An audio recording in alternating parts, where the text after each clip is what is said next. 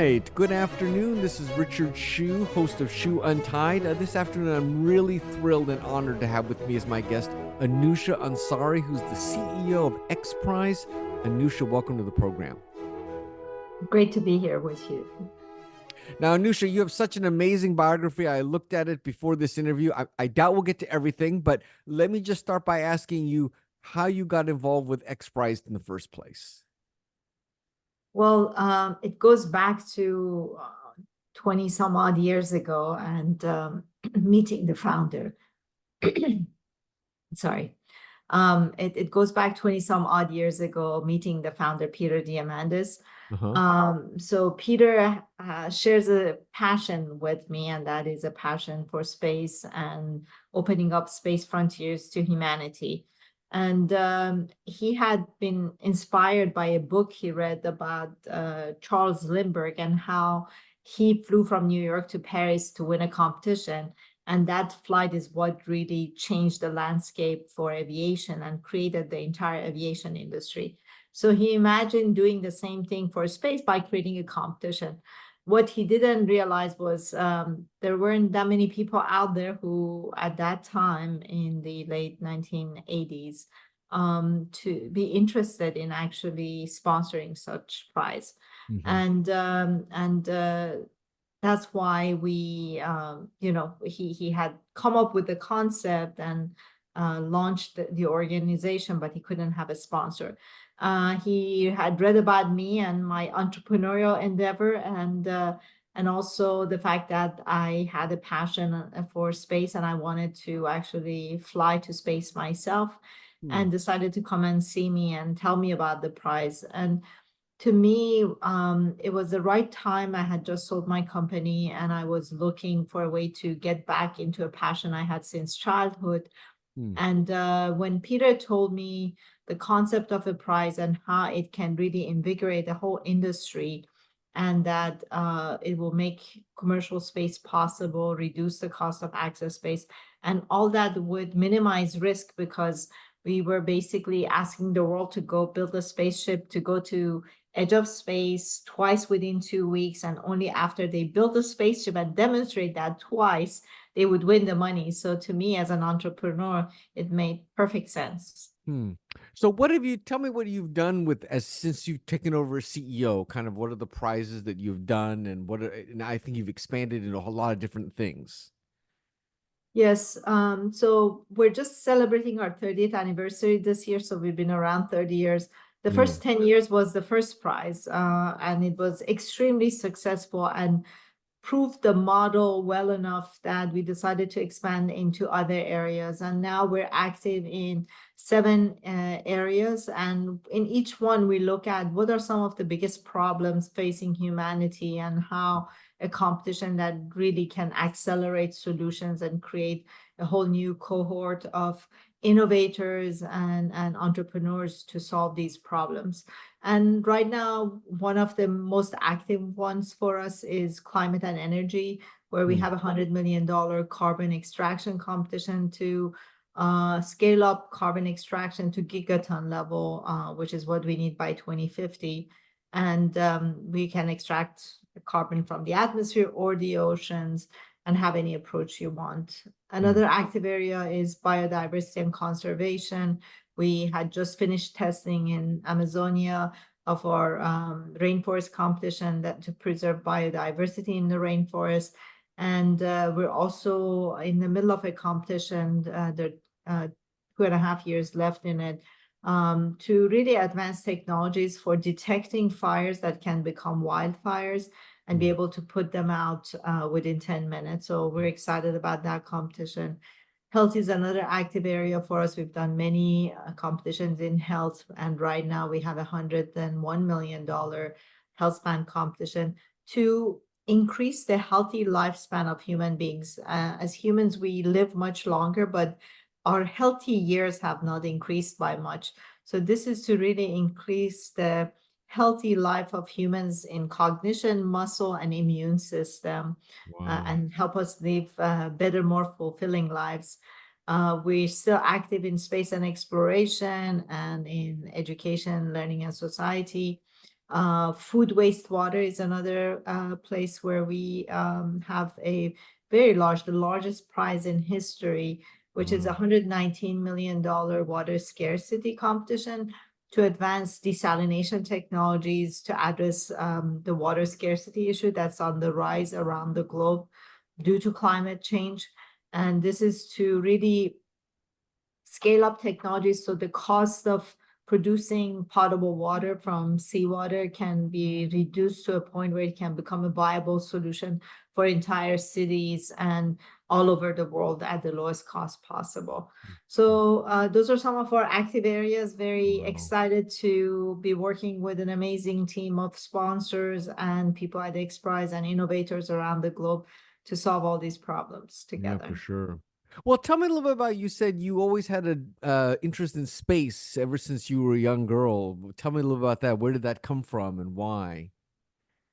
Well, as a young girl in Iran, I had the opportunity to actually sleep outside at night, not under a roof during summer times, and this beautiful view above me at night, the starry night that I was able to look at while going to sleep, really piqued my curiosity, and I wanted to know what's out there, if there are other beings, if there are other civilizations, and I wanted to fly and experience space myself. So it became the reason why I got interested in math and science and physics, and later on ended up in the science field and engineering field. Yeah. Well, tell me about, I guess you actually went to space. Tell me about that. So XPRIZE was actually the reason I got a chance to fulfill my dream. I got involved with the foundation and served on the board and sponsored the competition. And a year after the prize was won in 2004. So a year after the prize was won, we had a celebration where I was given an opportunity by the Russian Space Agency and Space Adventures to actually go and train as an astronaut, as a Wow. cosmonaut, as part of the Russian space program. And I spent about 9 months training as a full astronaut, and then I was able to uh, fly to International Space Station and spend 11 glorious days in space. Wow. Wow. Was that like a dream come true? I mean, was that amazing? It was something I had dreamt of since I was very young. It was better than anything I ever imagined. I didn't want to come back. I tried to hide when I was on space station. I tried to hide around so they won't find me. Unfortunately, there's not a lot of hiding places on space station. Well, it's kind of hard to beat that. Once you've been to space, it's kind of hard to top that as an experience.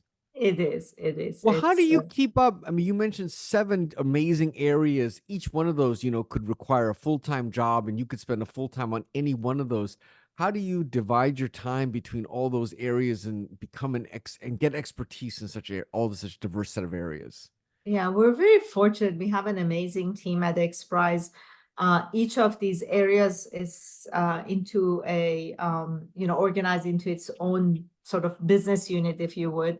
And we have someone who has great knowledge and expertise in each area running each one of those domains. And as we launch new prizes, we have about 2 or 3 people under the domain lead who full-time work on running the prize Mm, and working in that domain. But the work goes beyond that because we continuously engage a community of brain trust members, innovators, and researchers and scientists around the globe to understand what are the true issues and what's holding us back. Why can't we solve some of these problems? So mm, understanding where the science and technology is and what's needed to shake things up to actually do a leap forward in solving these problems and accelerating solutions is a big part of the work we do in each domain. And we're blessed with an amazing group of people around the world who donate their time and energy and knowledge to us and help us on this pathway because they believe in our mission and they believe in our methodology and the way we approach solving these big problems. And now that we have been able to look back 30 years and publish our 30-year impact report, they can see the impact we had and that this model works and works really well. So we have a great group of people outside of the 100 people who are at the XPRIZE working with us to make that possible. Yeah. Now, is X Prize really the only one of its kind, or are there other kind of prize awarded scientific things going on in the world? Yeah, there are lots of groups and organizations who do prizes and competition. There are lots of groups who do prizes that reward past accomplishment. Mm-hmm. Nobel Prize is the most well Oh known. yeah, right. But what we do is we're not trying to award something that's done in the past. We're actually creating a target in the future and then telling people you have to reach this target. You have to build and demonstrate, which is very unique to us. I don't know of any other large competition organizations who really go through the process of really defining a goal and then asking people to build and demonstrate. The demonstration and testing part is a very unique part of our work and an important part of our work at XPRIZE, because what we're asking people to do is very hard. We set the bar at a place, we call it audacious but achievable. So it's very difficult for people to do it. So the competition is to really incentivize them to take the hard steps and make the hard decisions and take the risks to really achieve this high bar we set for them. So the testing and validation of that is equally important because we bring capital and investors to these teams. So there is investment in building these solutions and taking them to the market in future, even beyond the prize. And in order for investors to invest in a risky area, they need to see validation of the technology and the approach, and our rigorous testing process and selecting the top 5 or top 10 and the winners allows these investment groups and impact funds to be able to decide where they want to invest their money and where they will have the biggest impact. Yeah, yeah. So for someone who's like yourself, like an entrepreneur, also a scientist, you dreamt about space, went to space. I mean, this must be like a dream job. Every morning you wake up, it must be so exciting to have a job like this. Absolutely. I cannot ask for anything better. To be honest with you, the best type of job is one that you feel fulfilled and impactful and you're learning all the time. And as you said, we work in such broad spectrum of topics and activities that it gives me a chance every day to learn something new and Yeah. to feel like I'm using my time to make a difference. My experience of going to space helped me decide that in my life, I want to focus my time and energy on big picture things. And I cannot think of any other place I could spend my time better than XPRIZE than the Wow. work that I'm doing, because it is all about big picture, issues and problems that we need to solve. It'd be very hard to find a job to replace this. Absolutely. I wasn't looking for a job, by the way, when I got this one. I was on the board, and the board asked me to step in temporarily until they find another person. And I think I was such a good fit, and I fell in love with the job and the organization that I'm still at it after 5 years. I can imagine. So what do you envision? Do you envision adding other areas of research? Not that you need to add any more, but what do you kind of envision for X Prize, 5, 10, 15 years down the line? That's a great question because, the prizes are a means to achieve our mission. Yeah. And our mission is to really architect and help create a world of equitable abundance for the world. And in order to do that, X prizes and the competitions we run are a means to get there. But we've been thinking about how we can really engage a larger community in really building that future. And that's why we've been building our network of an ecosystem of big thinkers, innovators, companies, sponsors, visionaries who want to take an active role and co-architect this future with us. And in that, to that end, we are basically working with our community to define this picture and this vision of this future in very tangible terms where we can explain to you what the future of equitable energy looks like, what the future of equitable health looks like, or equitable uh, abundance of food would look like. And once we can describe these, and we have set a target of 2040, for example, for our first sort of milestone, we're now in process of creating roadmaps and pathways that will ensure that we get from where we are today to that desired future state. And we are identifying the breakthroughs and technologies we need, the policy changes, the behavior changes, the barriers that we need to overcome. And we'll be publishing these as we raise funds, and that allows us to continue this work. We're planning to publish this to the world and make it a tool and a source of information for everyone, for investors, for policymakers, for innovators, to use this in whatever way that is helpful to them, so they can become part of this movement of creating this positive future.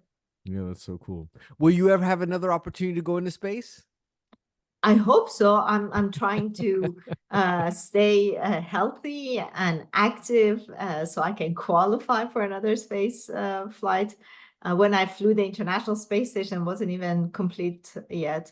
And there's SpaceX and Dragon and all sorts of new means of going to space. So I would not mind at all if I get another opportunity. That's so cool. Well, Anousheh, I really appreciate your taking the time. It sounds like an amazing, incredible job, and I appreciate you taking a few minutes to share the story with me. Thank you so much for having me on your podcast. And again, I'm glad that I got to introduce XPRIZE to your audience. Thanks so much. This is Richard Hsu and Anousheh Ansari. Thanks.